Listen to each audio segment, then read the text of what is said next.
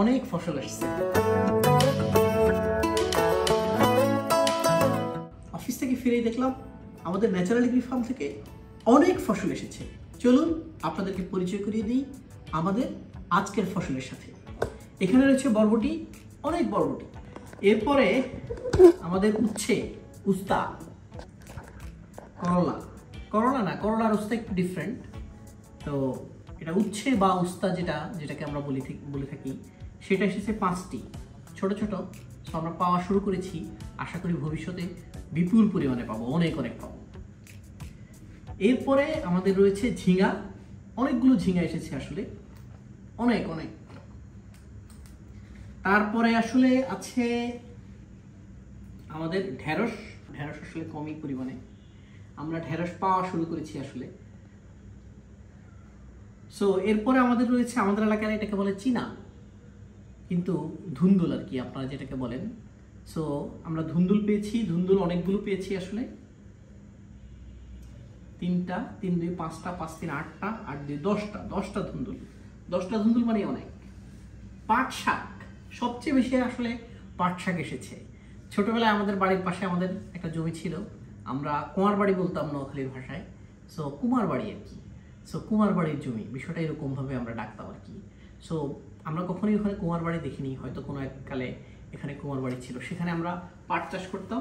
So আমাদের সেই পাট চাষের স্মৃতিটা আসলে ফিরে আসছে অনেক বছর পর।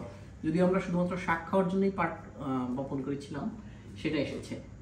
এরপরে আমাদের এখানে আছে ডাটা আসলে আমি 2 রকমের দেখতে পাচ্ছি, সাদা ডাটা, লাল ডাটা। সো সাদা ডাটা এর মাঝে আমরা কয়েকবার খেয়েছি, এখন লাল ডাটা আসতে শুরু করেছে। পাশে পুঁই শাক আছে অল্প পরিমাণে। সো পুঁই শাক আসলে 2 রকমের পুঁই শাক আমরা বপন করেছিলাম বীজ। একটা হচ্ছে সাদা পুঁই আর একটা হচ্ছে লাল পুঁই, 2টা থেকে অল্প পুঁই শাক এসেছে। সো এখানে একটা গুরুত্বপূর্ণ বিষয় আমি আপনাদেরকে বলতে চাই, সেটা হচ্ছে এটার সাথে একটা বড় কালো পিঁপড়া। আমাদের জমিতে নানা রকমের প্রাণী ঘুরে, এই পিঁপড়া অবশ্য কামড়ও দেয়, সো এই কারণে একটু ভয় পাইলাম। এখানে আমাদের মালঞ্চ শাক, আমাদের নোয়াখালীতে বলে মেলিচা শাক। সো মালঞ্চ শাক এসেছে। এটা কিন্তু চাষকৃত ফসল না। যে কোনো প্রাকৃতিক কৃষি খামারে চাষকৃত ফসলের পাশাপাশি অচাষকৃত নানা ধরনের শাকসবজি পাওয়া যায়। আমরা এখানে অচাষকৃত একটা শাক নিয়ে এসেছি আজ, সেটা হচ্ছে মালঞ্চ শাক বা মেলিচা শাক। মেলিচা শাকটা ওখানে নিজেই জন্মগ্রহণ করেছে। অনেকেই তাদের কৃষি খামারে, আধুনিক যে কৃষি খামার, সেখান থেকে মেলিচা শাককেও তারা আগাছা হিসাবে এটাকেও দমন করে ফেলেন, এটাকে নিড়ানি দিয়ে উচ্ছেদ করেন, বা হচ্ছে যে আগাছা নাশক আছে সেই আগাছা নাশকে এগুলোকে মেরে ফেলেন।